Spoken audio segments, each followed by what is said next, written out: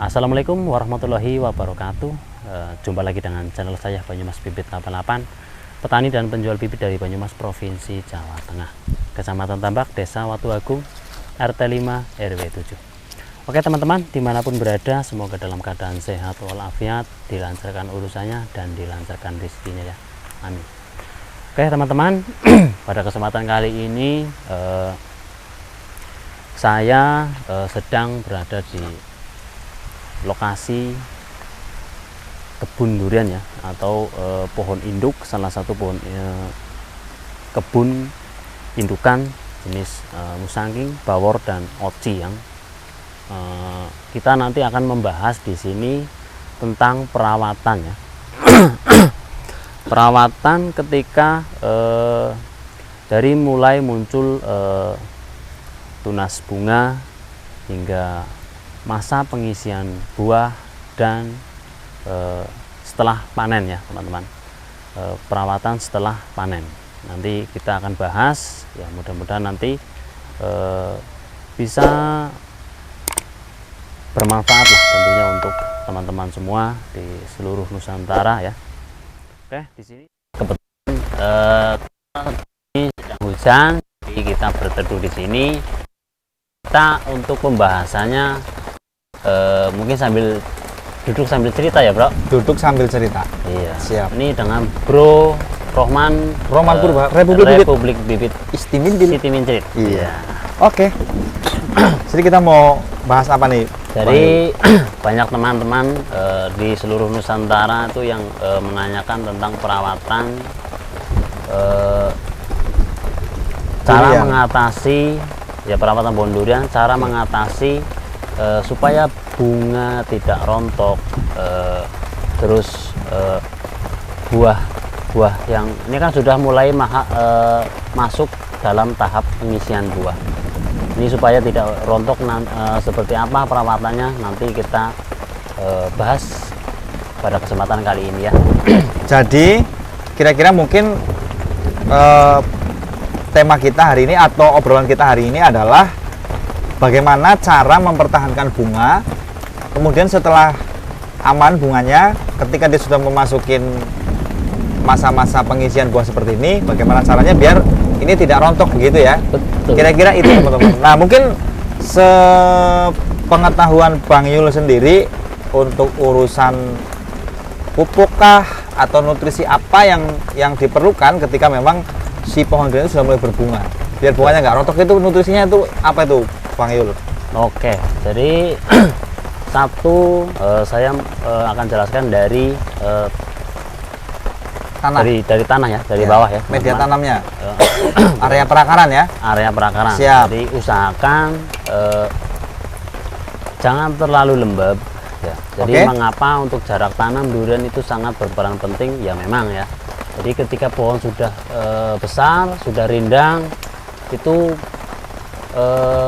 mengapa jarak tanam itu harus maksimal 8 kali, minimal 8 kali 8 atau 10 kali 10. Jadi nanti bertujuan untuk supaya sinar matahari itu bisa tembus ke batang dan ke tanah ya teman-teman. Jadi biar sinar mataharinya itu bisa full masuk ke dalam ke area bawah pohon ya. Ya betul. Jadi kalau terlalu rindang dengan jarak seperti ini kan jaraknya cuma 7 kali 7 8 ya. ini 8 Bang Yul. Hah? 1, 2, 3, 8 ini tadi 8 informasi 8 kali 7 kan ini. Terlalu rapat ya. Jadi ya masih terlalu rapat. Jadi sinar matahari kurang bisa masuk. Kurang masuk. Jadi itu apa namanya tuh? Efeknya apa tuh terhadap pohon durian itu Bang ya, Yul? efeknya jadi kalau perakarannya terlalu lembab, pasti nanti banyak bunga yang rontok atau buah yang masih kecil-kecil segini pada rontok. Itu seperti itu. Karena Tapi, kurangnya sinar matahari tadi ya. ya itu juga berperan penting ya, salah satunya. Oke. Tapi untuk pencegahan dari menggunakan pupuk kimia ada juga. Terus jadi untuk perawatan supaya tidak terlalu rontoknya, untuk pencegahan lah ya bro. Pencegahan. Mengurangi resiko meminimalisir. ya, meminimalisir kerontokan. Kerontokan. Itu kandungan KCl-nya harus tercukupi ya. Oh, jadi satu tadi pupuknya KCl ya? Ya, tapi KCl murni. KCL murni. KCL murni. Oke teman-teman, mungkin boleh bisa catat ya, boleh catat. Tadi yang catat. pertama ada KCL murni. KCL murni. Oke. Jangan MKP. Kalau MKP itu magnesium, fosfor dan kalsium. Jadi yang pertama tadi ada KCL.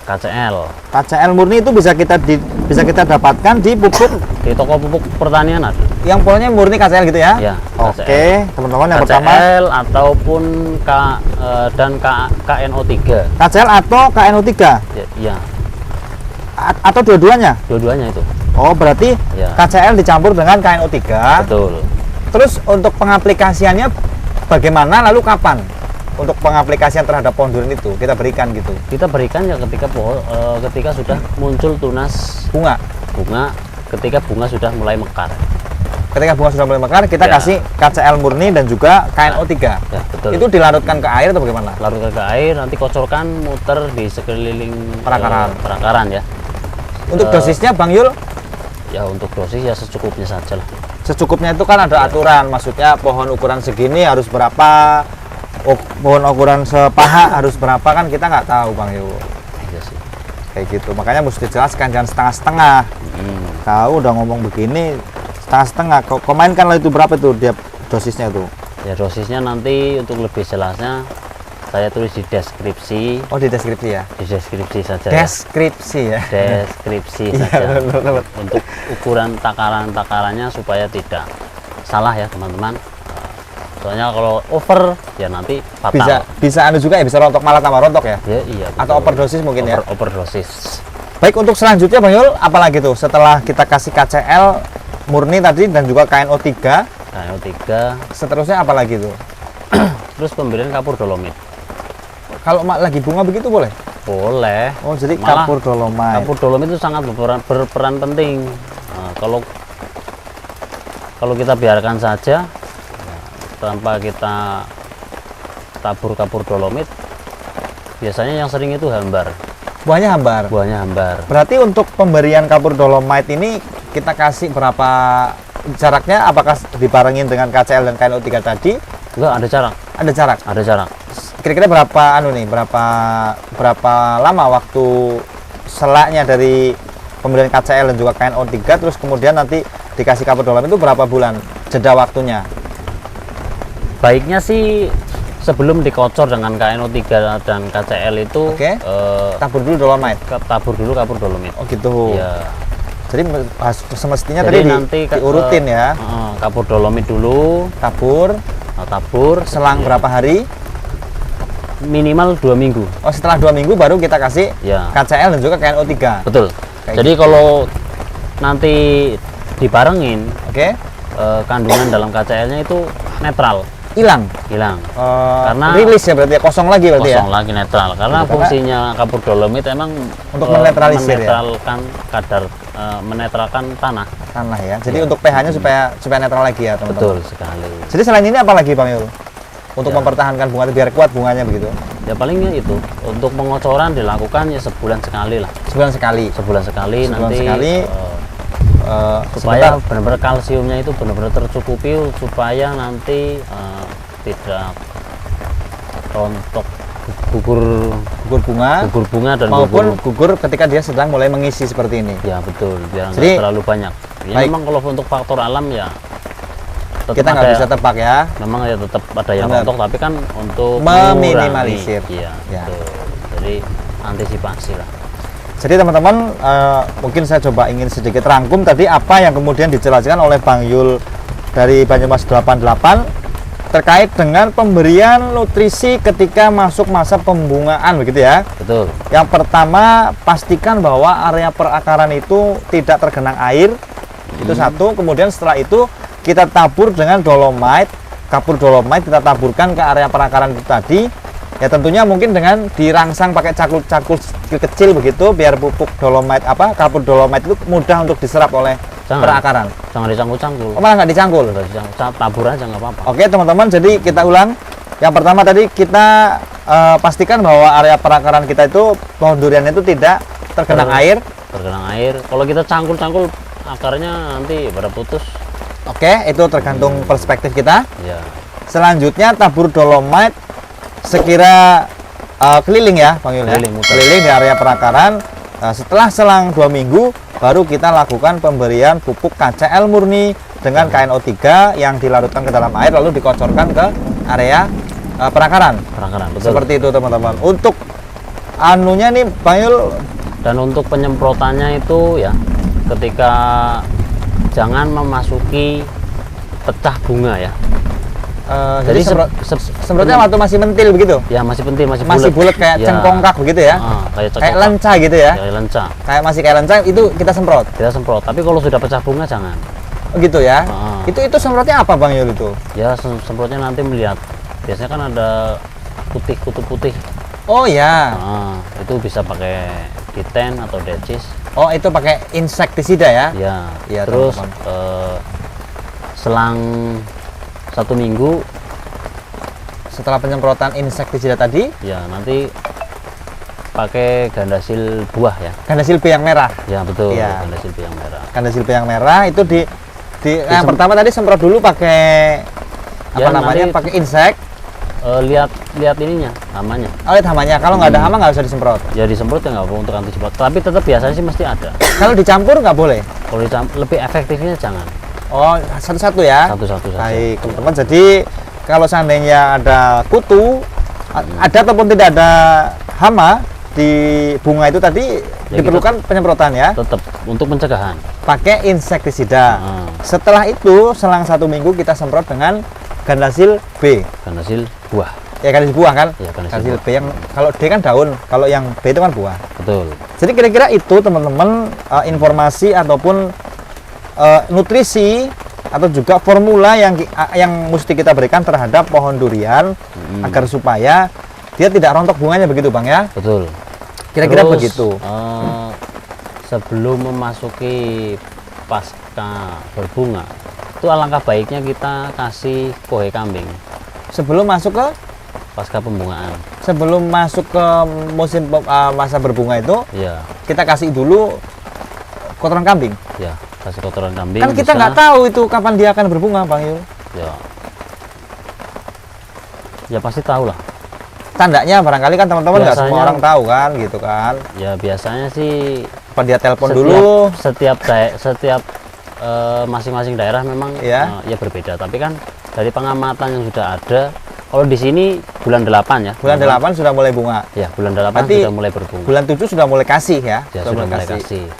Nah, Kalau nanti- dari ciri-ciri fisik Bang Yul, kan kita semua nggak tahu nih beda-beda nih, ada yang di Aceh, ada yang di Kalimantan, itu kan nggak sama waktunya. memang nggak sama. Ya, makanya saya tadi bilang dari di situ kan pasti ada pohon-pohon durian yang sudah berbuah Di itu- wilayah sana. Ya, itu Tapi kalau lebih mudah kan bukankah kita lebih baik terangkan itu dari segi ciri-ciri fisiknya?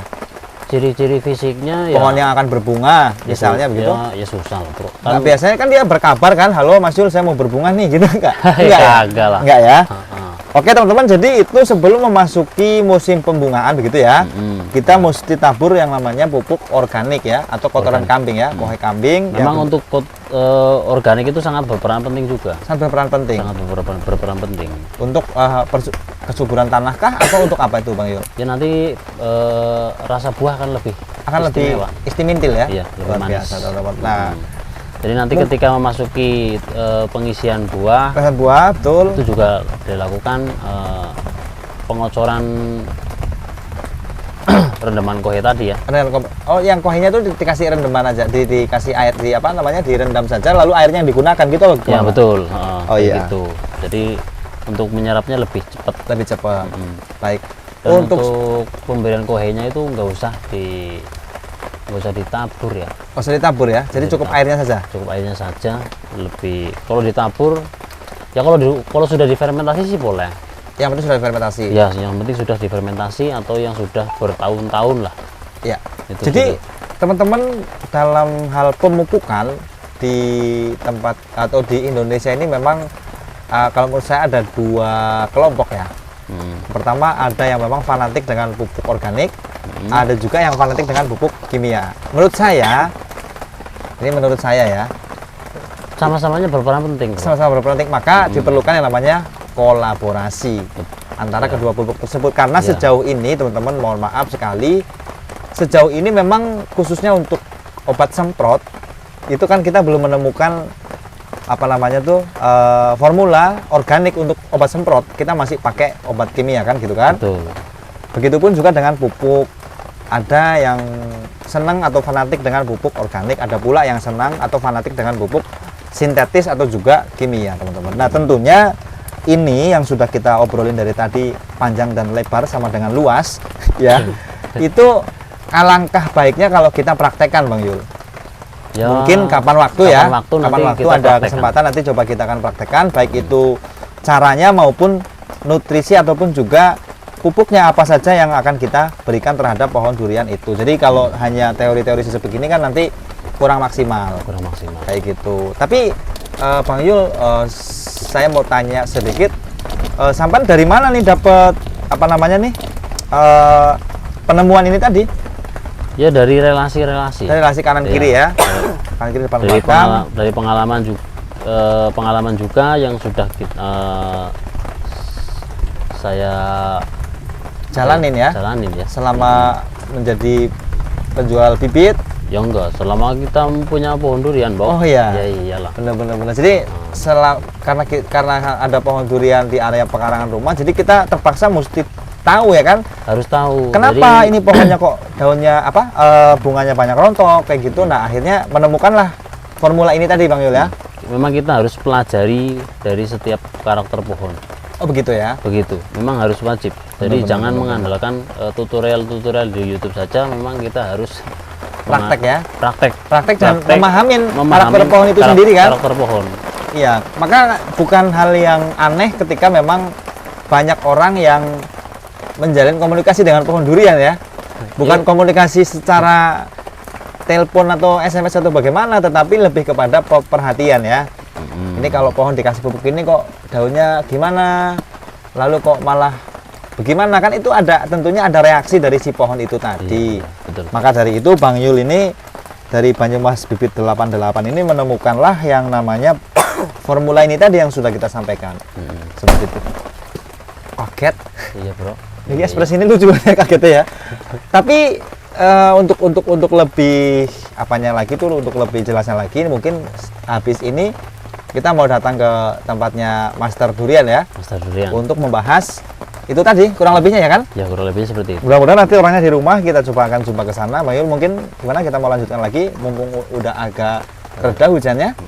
Kita mau lanjut ke rumah beliau atau bagaimana nih? Lanjut saja, nanti barangkali di sana bisa makan durian ya. Emang ada di sana? Ya, kita berdoa mudah-mudahan ada. Berarti judulnya kalau ada durian nanti makan durian di bawah puun ya. Iya, bawah Luar pohon. biasa teman-teman. Closing dulu dong. Oke. Ya.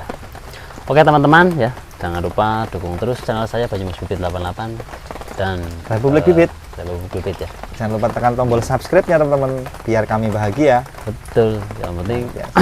bukan yang penting apa sih, Bro?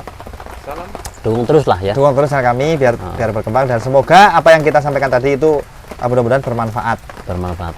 Ya, mohon maaf apabila ada kalimat Salah. kami yang kurang berkenan. Kurang lebihnya mohon maaf. Terima kasih banyak sudah menonton. Wassalamualaikum warahmatullahi wabarakatuh. Salam perdurianan duniawi. Mantap, jempolnya panjang, Mas. Kasih panjang jempolnya. Tuh, mantap. Jempolnya bujel. Kayak garangan.